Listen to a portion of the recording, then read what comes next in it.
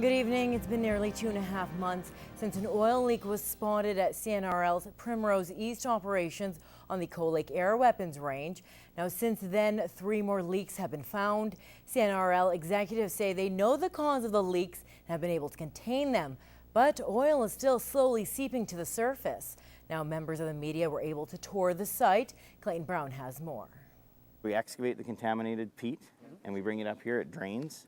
That material is then tested and transported to a landfill disposal facility. So it's a class 2. According to CNRL, 7,300 barrels of oil have leaked between all 4 spill sites since the middle of May.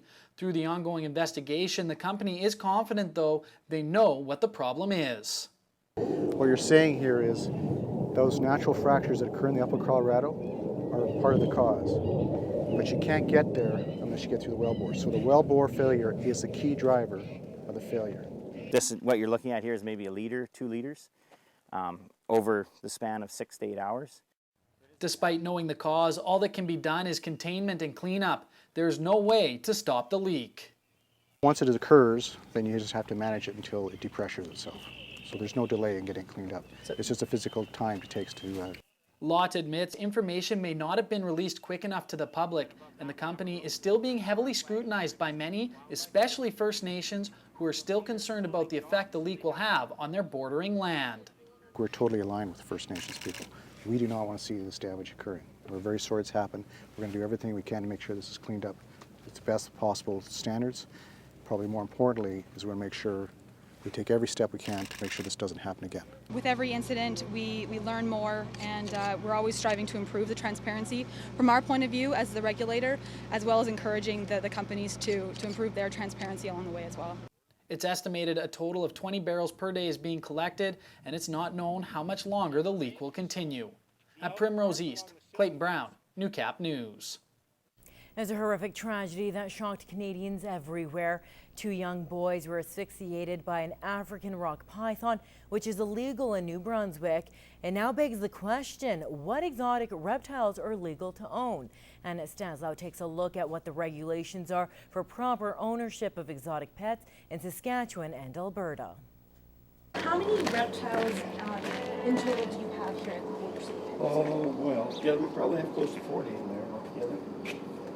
The Border City Petting Zoo carries approximately 40 types of reptiles, all with proper permits. We got Burmese pythons, we got 2 of those, an albino and a common green, and we got Peanut, the little ball python. Everybody gets to hold that, and rat snakes. And Sauvé adds the only way to get a permit for any of these exotic animals is to be a zoo. It could not be legally kept as a pet in Saskatchewan or Alberta. You can see her mouth was wide open already.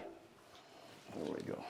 According to the government of Saskatchewan, people caught with restricted pets such as this royal ball python can be fined up to $10,000 and can face maximum jail time of 6 months. It's a way of making sure that the animal is well kept and away from the public as well, you know. Safety is always the first and foremost. And on the New Brunswick deaths? I found it really strange at first.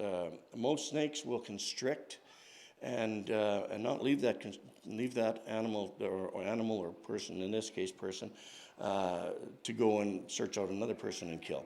The snakes usually kill for the sake of killing and eating. Sauvé says the most important thing with owning snakes is a regulated diet. Feeding them at a certain time needs to be maintained or they get dangerous. Snakes never become your friend. No matter what snake it is, they never become your friend. They become familiar with being handled. The more you handle an animal, the tamer it's going to get, right? With snakes, it's the same way. The more you handle it, it becomes familiar with being handled. She's getting used to me holding her. Anna Stanislaw, Newcap News. And we will have the latest on the investigation out east a little later in our show. Well, Border City residents opened their hearts and their wallets yesterday. Nearly $38,000 was raised for the Stollery Children's Hospital through the sales of blizzards at Dairy Queen. Now, the 11th annual Miracle Treat Day was a big success at the Lloydminster Dairy Queen as they beat last year's total, which was just over $21,000. Now, all money raised from the blizzard sales across Canada go to various children's hospitals in the country, and all proceeds from the Border City will go to the Stollery Children's Hospital in Edmonton.